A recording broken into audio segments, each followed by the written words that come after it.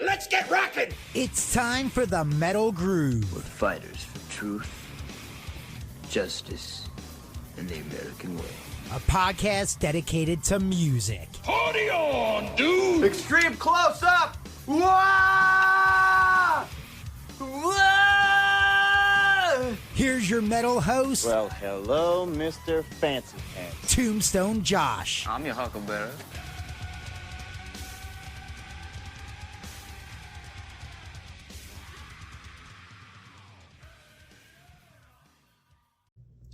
What's up, everybody? Welcome into a brand new episode of the Metal Groove Podcast. My name is Josh. I'm your host for this awesome journey. And on today's program, talking to a guy by the name of Danny from a band called The Mylars, man. He is an awesome dude. It was easy as me reaching out saying, hey, I would love to have you on the show. And we made it happen, man. Not only that, nice guy. We talk all kinds of things. They're a great band. We play one of their brand new songs towards the end of the show, but we talk about everything, man. We talk food, we talk baseball. You'll see it was a great conversation, and that's how you can tell he's a genuine great dude, because the conversation just flowed, man. It was awesome. It was easy, and you see that, man. You're about to enjoy that right here. But if you haven't already, please make sure you hit that like and subscribe button. Support us here at the Thrill Me Podcast Network. Show us some reviews, show us some ratings. Whatever you can do to support us, man, is greatly appreciated. And if you're in town this week, my band, the Novatones, will be playing at The Roost on Friday, and then we'll be playing at Rivertown Public House on Saturday, man. So if you're in town, you want to come see a good rock and roll show, come check us out. It'll be a great time. As always, Dr. Teeth and Electric Mayhem. I love this shirt, man. I need to wear this shirt more often. But talking to a dude from New Jersey, so I felt like the fedora was necessary. But it's a great conversation. It's a great song.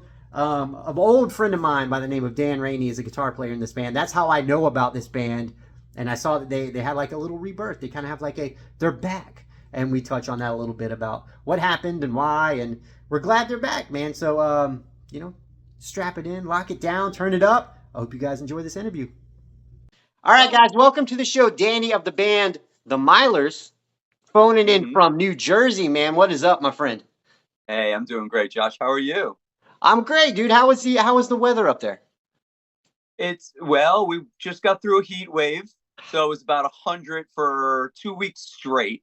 God. So we got a little taste of the southern heat up here, which it was a little much. So, but it's broken now. It's probably, I'm thinking like mid 80s, which has been really nice. Yeah, that's not too bad, man. That's what summer's all about, right, dude? Yeah, I mean, I'm a summer kid. I love summer. If I never saw snow again, it wouldn't be too soon, So I'm not gonna say anything bad. I'm happier than anything right now. Cool, man. I'm glad to hear that. I'm glad you're on the show. And I tell you, the reason I reached out, so on Facebook, I follow you guys, and I saw the post, "We're back," and then it was a poster of you guys, and I was like, "This is awesome, man," because I'm friends with Dan, who is a guitar player in your band. And Right. I followed you guys, and then I noticed you guys went away, and then you're back. And I was excited. I was like, yes, this is a cool band. I'm going to reach out and see if I can get you on the show. And sure enough, man, here you are. So I'm really glad you're joining me, and I'm glad that I get to learn about this band, dude. So first of all, welcome back. How's it feel to be back? Amazing. Absolutely amazing. It was really pure timing that we went away in the first place. There was no catalyst. There was no reason for us to go away. It really just was, everybody was busy doing their own thing. And, to dive actually right into it, what happened was we were in the process of recording our second record and playing shows, doing the whole nine. We, totally, excited about everything we were doing. And right as our second record was coming out, COVID hit.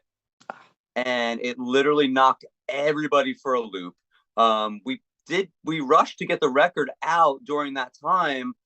And because everything was so chaotic, as you know, the record was, I would consider it more what you would say a soft release, which is like came out, but it really didn't come out. And I don't think a lot of people really got a chance to hear it or even appreciate any of it. So after that happened, of course, everything shut down. So there were no shows. There was nothing. And then basically when things started gradually opening up again, everybody in the band was in different places. We were all doing different projects. We were like, we're all in different bands, different projects, producing other artists, doing a whole bunch of things. So for no other reason than just timing, the Mylars just took a few years backseat. And it was really unfortunate. And during that process, we were in communication the whole time saying, yeah, we got to get this back together. Yeah, we got to get this back together. Yeah. And then of course we'd get locked into whatever project we were doing or whatever was happening. And more months would go by. And the kick in the ass, can we say ass on the show? Yeah, you're good, man.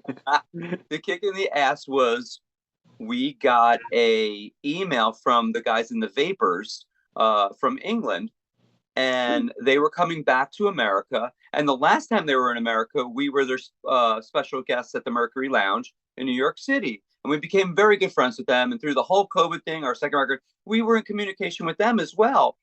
And they said, if we ever come back, we want you guys to be special guests again. And Sweet. It took a few years. We got that email and they're like, we're coming back. You need to come back too. And it was basically what we needed. And as soon as we heard that, we're like, all right, guys, that it's a sign from above. You know what I mean? So I called everybody. We all called each other. And that's what led to, I'm not even going to call it a reunion because it's not a reunion. We never broke up. Yeah. I'm just going to call it a very, very grateful getting back together. I like that, man. That's a good term. Yeah. I did notice in the same post about you re-releasing that album, which I think is pretty exciting because like you said, it didn't get the traction or the attention it should have because you guys are a great band. So I'm kind of glad that you're going to take advantage of this opportunity, man. I think it's going to be a lot of fun. But let's pump the brakes a little bit on that because I think a good place to start for people that maybe are not familiar with you guys is maybe we can get a taste of your journey. Where did your musical journey start? My musical journey, personally. Okay, yep. So first as a music lover, I grew up in the days of vinyl and CDs and the 80s, and even as a really little kid in the 70s. My earliest recollection of just being blown away by music and saying, this is this is what I want to do. This is who I want to be, was being exposed to Kiss at an early age. I'm a big Kiss head. Nice. And I remember the first time my friend called me up and said, you got to come over. You have to hear this. And all my friends were sitting around a turntable. It was like you would see something you'd see in a movie. And we must have played Detroit Rock City over and over and over again. And I was mesmerized from that moment on. I mean, I was like, this is amazing. It just did something to me and just took me to another place. I was, I thought I was Paul Stanley as an 8-year-old kid. That's cool, man. Imagine myself in the whole show and, doing the whole thing. And I don't know, man. So that's really where it started. Just loving music, was being an early Kiss fan. And of course that translated into all the bands of that time, Aerosmith and Queen. And, then the early 80s kicked in. And it was like I was in heaven at that point, listening to the Cars for the first time, and Elvis Costello and Cheap Trick and Squeeze, and all those bands. It just did something to me. That's cool. It just and I started playing. As a really little kid, I started playing piano. And I was taking piano lessons for, as a little kid, classical piano. It's the last thing you want to do as a little kid. But I don't know. I loved it. And I found a love for it. And then when I was about, I think, 11 or 12 years old, I asked my parents if I could switch to guitar. Nice. And their deal with me was, we'll let you switch to guitar, but you can't give up piano. So I said, okay, cool. And, I begrudgingly did it because as a 12-year-old, piano is not as cool as guitar, let's face it, right? But now years later, that I play both instruments, I appreciate that I kept with it. I kept with both, and that's how it happened. And then at, 14, 15 years old, I'm in, garage bands, bashing it out, playing all the school dances, playing anywhere that'll hire us, every Elks and Rec Center and, Knights of Columbus, wherever we can play. Battles of the Bands, we did a ton of those. And I did that for so many years, and that's where I got my start. That's great, man. That's a great range of artists that you listen to, and you can kind of. I feel like the Cars maybe might be the first one I heard to say. That I was like, you know what? I Yeah, kind of get inspo for you guys, maybe a little bit the Cars, if you would agree with that. But I do. was guitar? I know you said you started with piano and then moved to guitar. But Yeah, so did you start as a guitar singer? Or did you start as a guitar and move to singer? Where does it go? Where does that range come for you? that's a great question. So we started our little neighborhood bands. We Mm. rehearsed in my basement, and I was originally just a guitar player. I had no intentions of being the singer, and we put a set list of songs together that were the current hits at the time because we weren't writing our songs. We were 14, Yeah. and our singer never showed up for practice. He was like one of those guys. He never showed up. And so by default, if we wanted to have band practice and have a singer, I was singing because he wasn't there. Nice. So so many years later, and I've been in so many bands in my life, and through the years, many of the bands I've been in, I've just been the lead guitar player, or the rhythm guitar or whatever, and we've had a lead singer. And then somewhere down the line, I think probably in my early 20s, I just reverted back to that 14-year-old kid where I was like, you know what? I'm not depending on anybody anymore for this, because I always found, and not every singer I've worked with, but a lot of the singers I work with are, kind of flaky, and nothing wrong with that. It just is what it is. And I just said, you know what? I'm not dealing with that anymore.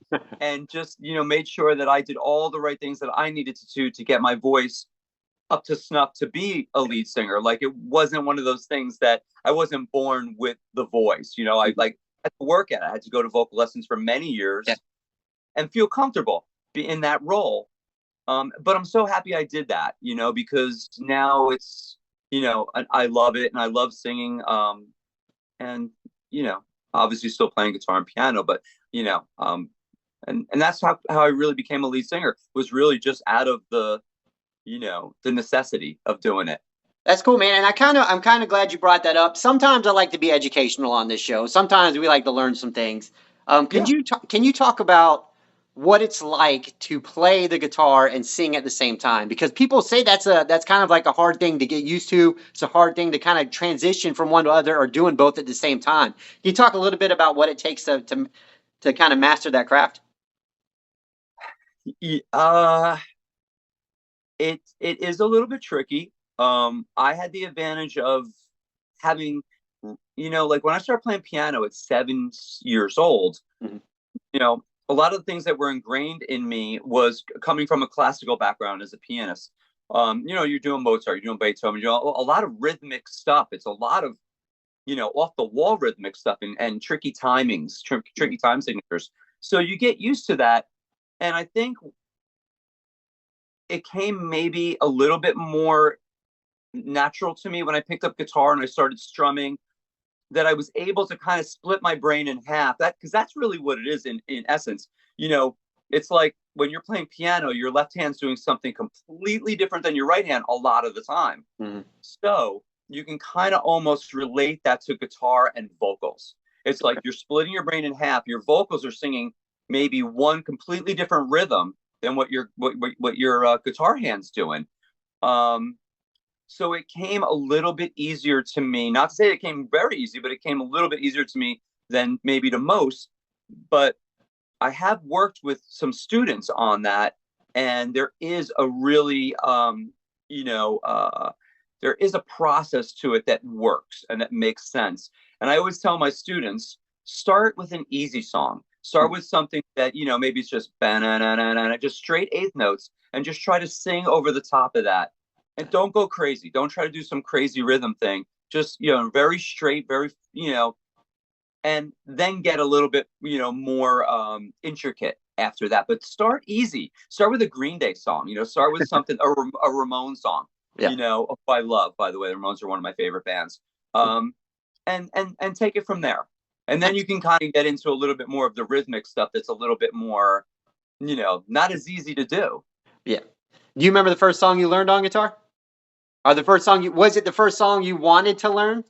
I think they're two separate things. Yeah. So the first song I Ooh. I think the first song my guitar teacher taught me was Wild Thing, you know, by the Trobs back in the, like down, down, down, down, right? I don't know. The first song I wanted to learn was probably Detroit Rock City, to be Sweet. honest There with you go. you. Probably a Kiss song, I'm sure. Yeah. Nice, You man. know.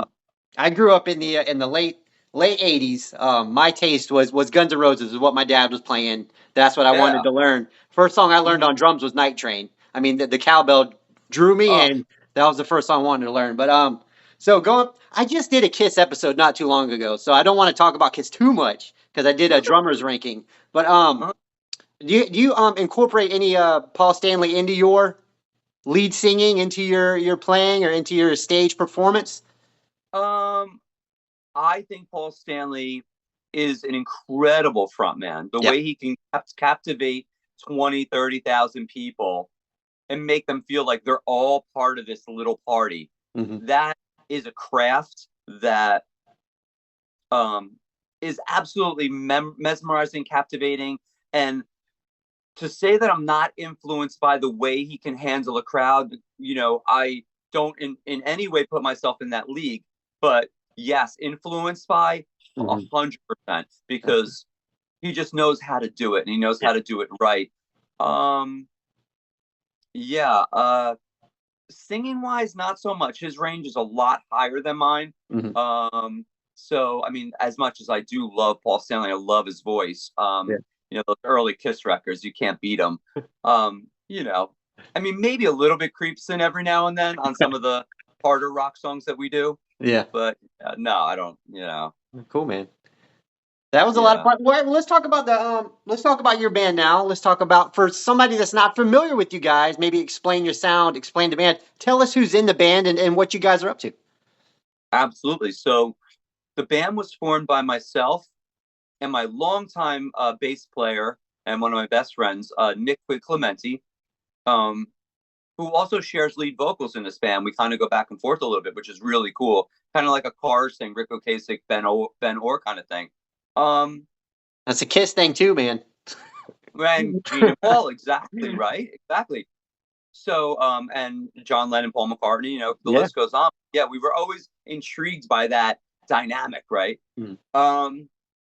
And then our drummer Chris O'Hara, has been with me on and off. I mean, we've done projects separately, and then but we always seem to find our way back to each other. Chris has been with me, God, a good, I'm gonna say 25 years at this point. We've been playing together a long time. He's he knows that we laugh about all the time. Like, you're my favorite drummer on the planet, man. Like, just the way he plays and Yeah. the way we play off each other. Like, it's almost like we know what each other's gonna do. Like, as Mhm. from guitar to drumming wise. And then of course Dan Rainey, your bud. Um, and that was awesome. See, so what happened was, so anyway, I'll get back to the Dan Rainey in a second because it's a funny story. Uh-huh. And then our really dear friend Nick Polito on keyboards, who didn't have the whole musical background that we had. And so when we're putting this band together, he was a dear friend. I'm like, Nick, you got to play keys on this thing. You got to do this. It's going to be so much fun. And I'm glad we did because he's such a fun guy and great to work with. Cool. And the great thing about this band is we all get along so well. It's like, when we're working on songs or sitting down, it never feels like work. It always feels like, oh man, this is awesome. This is so much fun. I can't believe 2 hours just went by. It's that kind of thing. That's cool, man. Now the Dan Rainey story is kind of funny. So Nick and I put an ad out in one of the local trade papers looking for a lead guitar player for the Mylars. Mhm. And the Mylars, the five guys that are in the Mylars right now are the five original members. We've never changed members. We're very lucky. I know a lot of bands go through changes, and all my bands in the past have always gone through a lot of changes. But this band, we're very very lucky and very grateful that we've all been in the band together for the whole duration. So when we were putting the band together, we put an ad in a local trade looking for a lead guitar player, and we held auditions at a studio in Jersey. Mhm. And we had a bunch of guys come in. Well, so the thing is, we didn't have a drummer at the time. So, but as you know, like I said, I've been playing with Chris for 25 years on and off. So I called Chris up and I said, look, I know you're busy with a lot of other projects, so, whatever, but I'm auditioning lead guitar players. Can you help me out and fill in on drums for the night, just for the session? With full intentions of suckering him into this band. He didn't know it at the time. Yeah. So Dan, we had a few guitar players come in. Dan completely nailed the audition. He was like, Nick and I knew immediately that he was the guy. And Chris was in on that Dan audition that night as well. So at the end of the night, we were all outside in the parking lot going, oh, Dan, we'll give you a call and we'll talk about it. But it was a great audition. It was really great. Dan leaves. He goes off on his own. And the three of us are, four of us, because Nick Polito was there too, are all standing there. And Chris is like, oh, that was a lot of fun. We're like, yeah, man, it was a lot of fun, wasn't it? He's like, well, what are you guys going to do about a drummer? And we're like, well, and he's like, man, you motherfucker, I kind of knew what we were up to. And he's like, we're like, you like the songs? And he's like, yeah, man. And I'm like, well, we're glad you're here. And that's how it all happened. That's beautiful. It was great. And I mean, a week later, all five of us were in the room starting rehearsals for what became the live aspect of the Mylars. So Dan, what I've always loved and appreciated about Dan is he's such a good guy and he's smart, but his guitar tone is so pretty and the way he plays is so seamless and smooth. He's just a great guitar player, man. The few times I got to play with him, I learned a lot from him. So I always like to give props to Dan. He's a hell of a photographer too, man. He's good at a lot of things. But so where does the name the Mylars come from? Great question. So we were looking for a name. I don't even know if at the time everybody joined. We had the name the Mylars. We did have the name, but not for a long time. It was very recent. My bass player Quig was in Philadelphia, and we were actively looking for a band name for this vision we had for the project. He was in Philadelphia, and he was at the Andy Warhol Museum, took the day to go into the museum to check it out. And he happened to stumble into one of the rooms at the museum, and from ceiling to floor, there was an entire Mylar room. The room was in total Mylar from top to bottom. Everything in the room, Mylar balloons, Mylar walls, Mylar ceiling. And he goes, wow, this room is all Mylars. And he called me up literally like an hour later, and he's like, the Mylars. What do you think of the Mylars? And I'm like, dude, that's an amazing name. And it kind of fit the vibe of what we were going for. But it all stemmed from his visit to the Andy Warhol Museum in that Mylar room. That's awesome, man. That's a good story. So what do you think about the band and kind of like this rebirth is what we'll call it, not a reunion, like a rebirth maybe. What are some upfront goals? What are some potential goals, and where would you like to see this next run lead to? First and foremost, I would like to see this run not stop, like not take another long extended period of time off. It was, like I said, it was just fate that kept us apart for so long. And now that we're back on track, and like we had our first rehearsal a few nights ago, and it was awesome. My initial goal is to keep the train rolling. And, we don't have to be doing shows every week or big theater shows or anything like that. Just keep the train rolling, keep everything moving, and have fun. Like, we're all at the point right now where we've all done so many bands. And, we've all done the let's lug gear into a club 3 floors up at 2:00 in the morning. And, it's like, that's not what it's all about. What it's about is, finding quality shows that fit what we're doing. And, we're all older guys now, and we'll leave all the humping gear at 2 a.m. to the younger guys, to the younger generation. Just playing shows, having fun, trying to like get the music out to as many people as possible. nowadays, it's everything. And I'm not bashing anything. It's not about that. It's very seldom do you find music being created by two guitars, keyboards, drums, and bass anymore. Yeah. It's all computerized. It's all, auto-tuned to death. It's all, chopped to the grid. It's all comped to death. The whole live music thing, it's there. There's definitely bands out there that are doing it. But it's like kind of a dying breed a little bit. And, I would like to see that come back. I would like to see the rebirth of, the interest in live music and the excitement of going to see a band and, being able to go home and talk about that band like we did when we were coming up going, oh my God, I can't believe this band I saw last night. And you tell all your friends. And, that's kind of what I hope for the Mylars is not, not doing the biggest shows or the crazy shows, just having fun and reaching as many people as possible that, appreciate what it is that we do. I love that, man. And that magic that's created on stage during a performance makes all the hustle and the grind outside of the stage worth it. You know what I mean? That magic you get to have with your friends and your bandmates, it's kind of refreshing. It kind of recaptures that love that you have for music, man. So I'm right there with you. Yeah, 100%. I agree. Yeah. So speaking of live shows and live performances, what is a live show like with the Mylars? The live show is just, in my opinion, I mean, I don't know, I'm looking at it from the inside looking out, but I think the live show is where, not to quote one of our songs, but I think the live show is where the Mylars shine. Very energetic.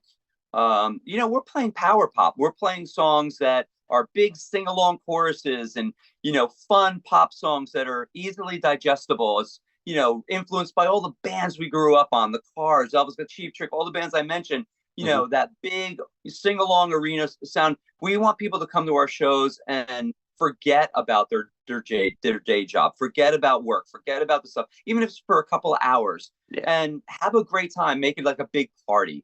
So when we take the stage, that's our whole outlook is have a party, have a great time. There's nothing wrong with, bands that, don't put on a show, and it's more very artistic. It's about, the songs and the changes and the this and that. That's not us. We're here to entertain. We're here for the party. That's exactly that's the way my band is. You know what I mean? We want the crowd to be a part of the show with us, so that's awesome. If the crowd is leaving our shows singing our songs, it was a win. We won.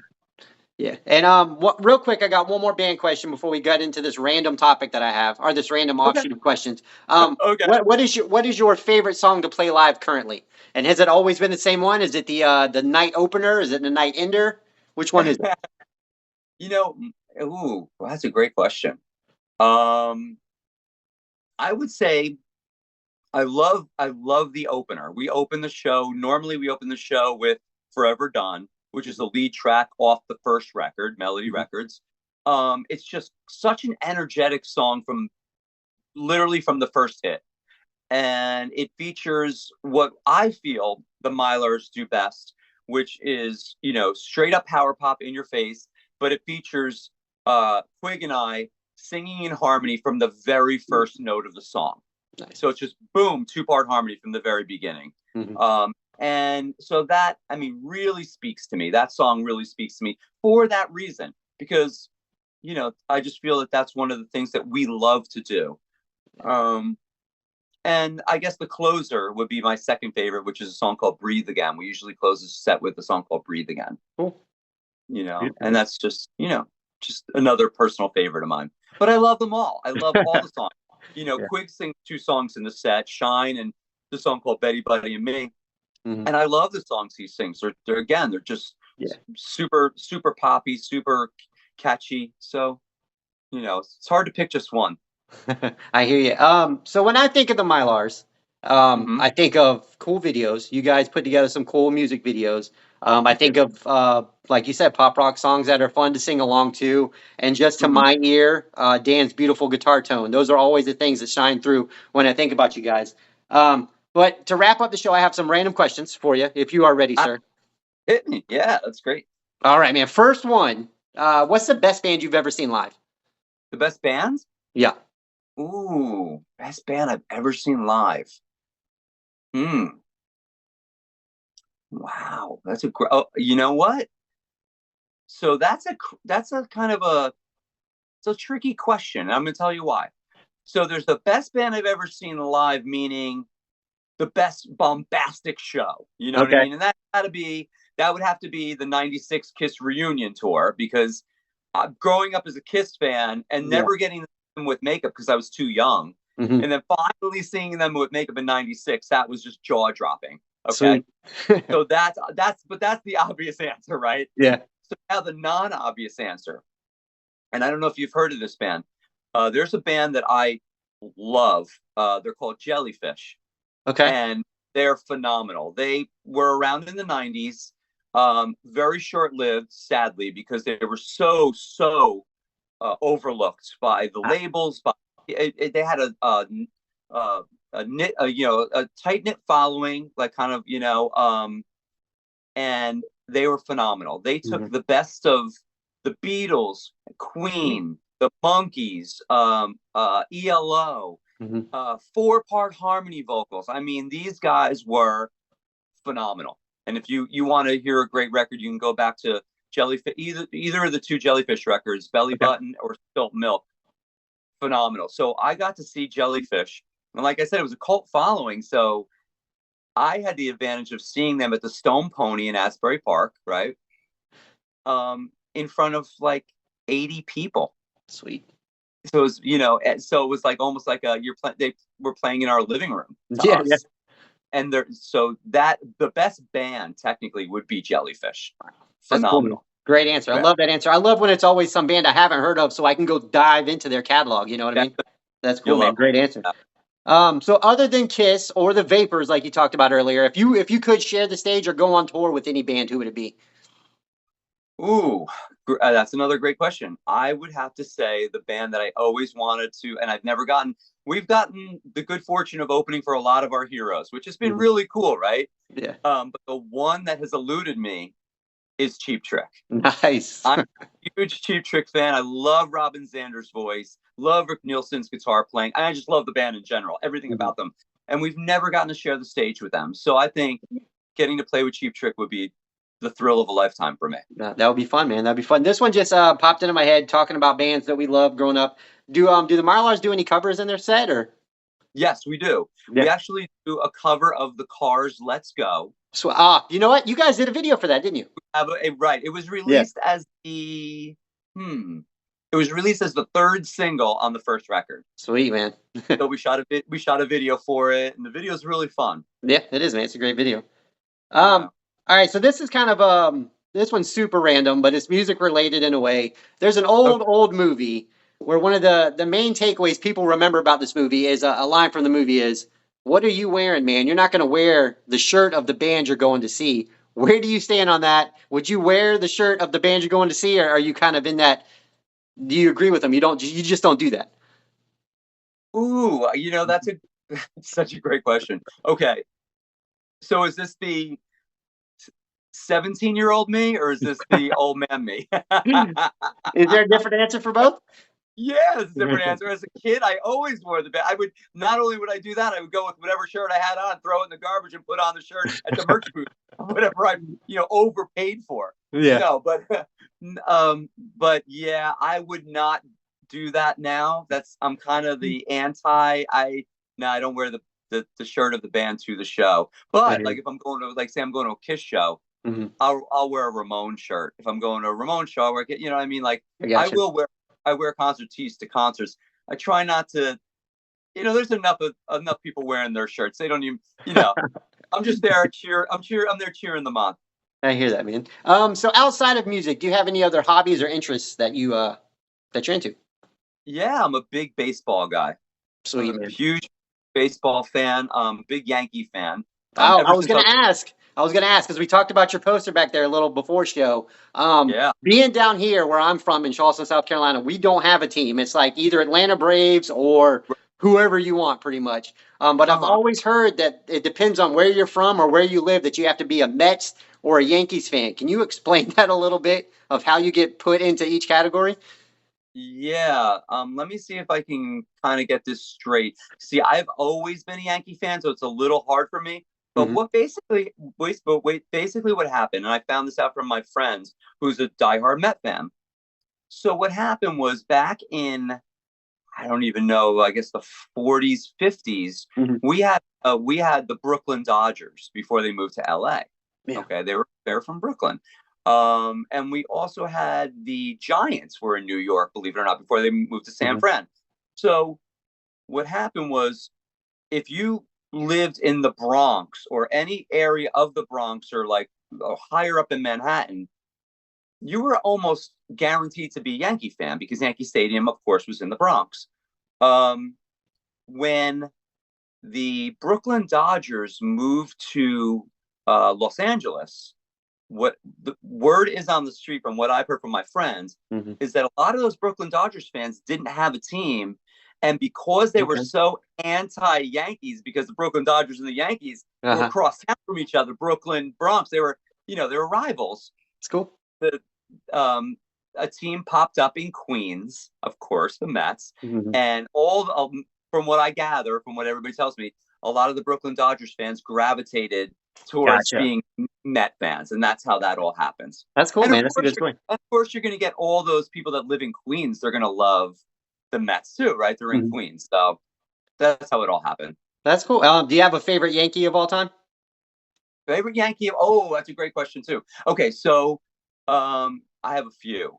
70s. So when I grew up, my dad would take me to the games when I was a little kid. I loved Mickey Rivers. He was the center fielder of the Yankees on the 77-78 World Series teams. Love Mickey Rivers, Mick the Quick. And obviously, it's a very obvious answer, but throughout the 90s and 2000s, I love Derek Jeter. And I know it's a bandwagon, but that's not the reason. It was because he was just a classy player. He played for the team all the time, 100% of the time. If he went 4 for 4 and the team lost, he was upset. Yeah. And to me, that's exactly the making of, a classy guy, a classy ball player. Nowadays on the team right now, I mean, who doesn't love Judge? I mean, I gotcha. He's got that Jeter vibe to him, where it's the team first. It's all about the team. So yeah, I think that's kind of where I'm at. And yeah, I don't know if you know this, but the Charleston team here, the Charleston River Dogs, used to be an affiliate of the Yankees. So there's a giant Aaron Judge mural at the baseball park, which is pretty cool. Every time I go there to do work, I see it. That's awesome. Yeah. So he played down here for a little while. It was that kid can play some ball, man.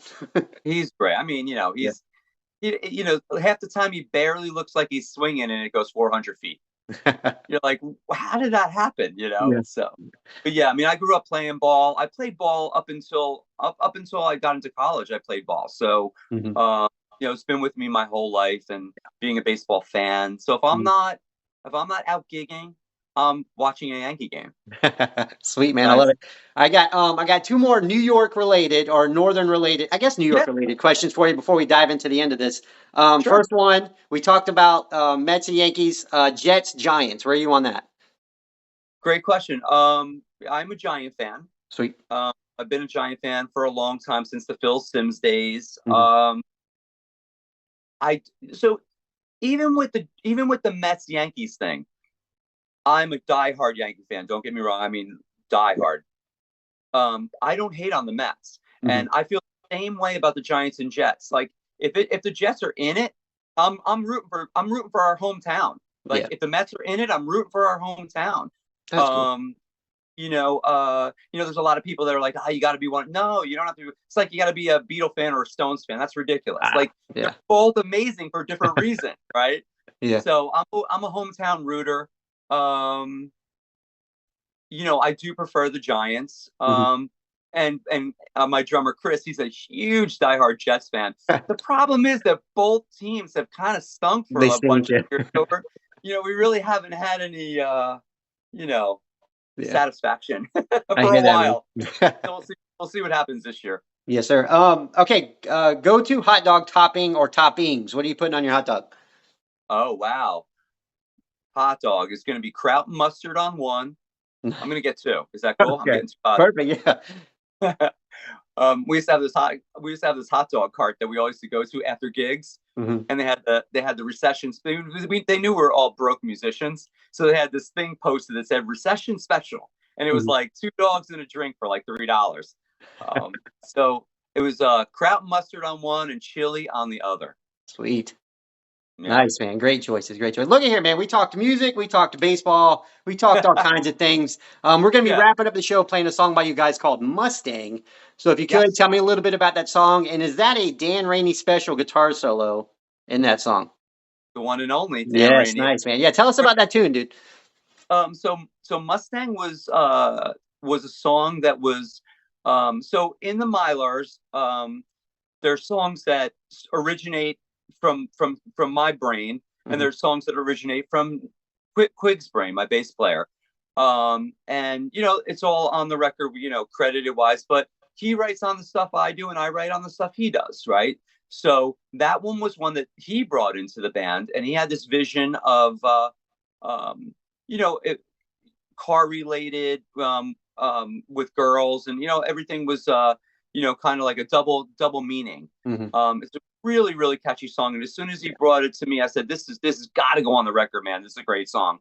And this is also this is going to be released as a single in a couple of weeks, and happy to say that this is also going to be a song that Quig sings lead vocals on, so I'm just singing harmonies on it.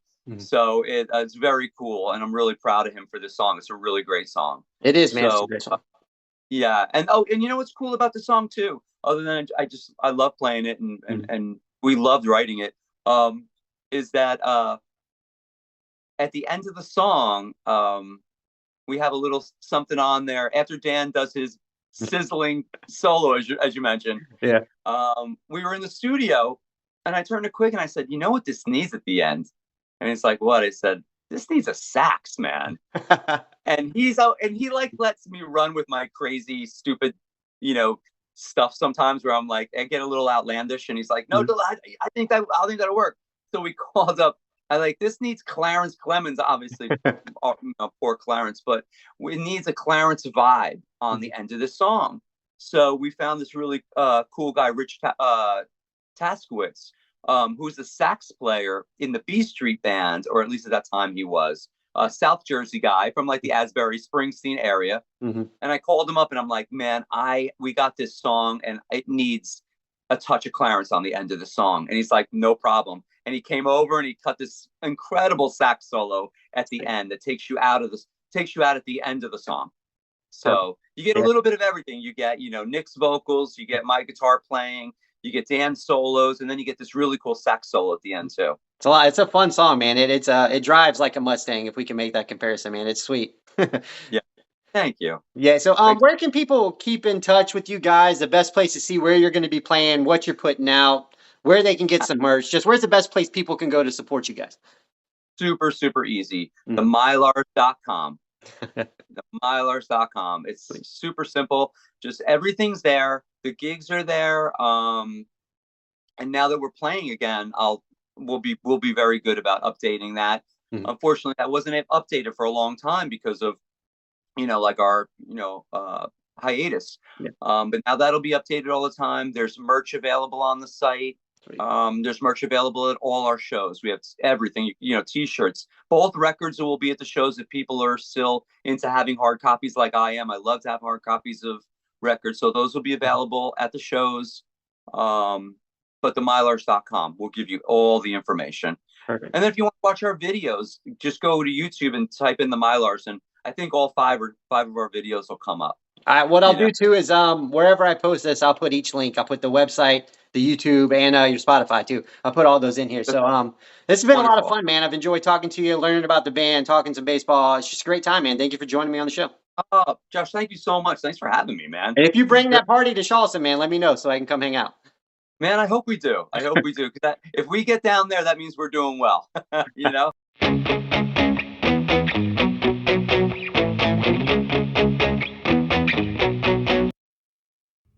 Done tongue-tied little girl, saving up to see the world.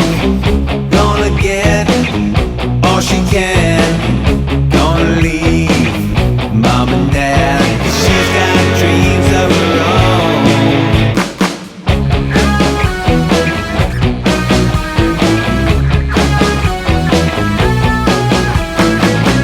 Summer job, pumping gas, fill her up and kiss my ass. Gonna take all she can, gonna leave, sprinting and saving and chasing her dreams. She's a real life Mustang Sally, riding like the devil with the wind in her hair. She's a real life Mustang Sally, and she don't care. All the time she spent at night hiding from the girl inside, laughing at the rules of the broken fools. She can't take it anymore, pedal to the floor and she's gone.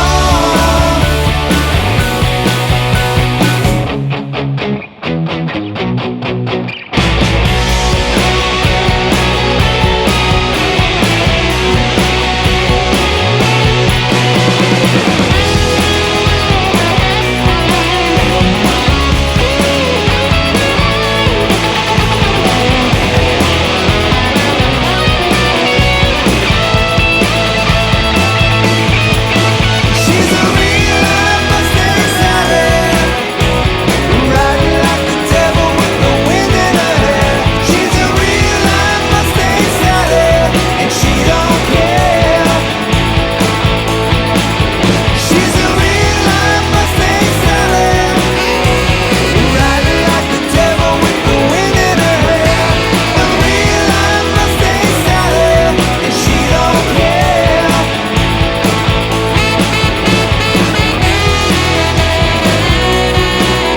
She's gone.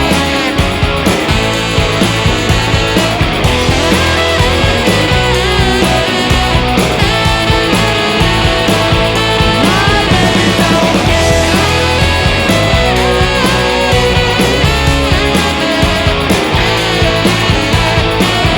Push the pedal all the way down.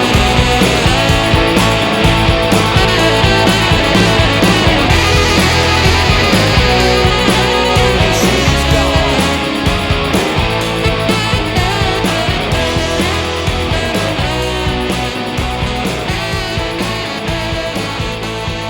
Money, money, money.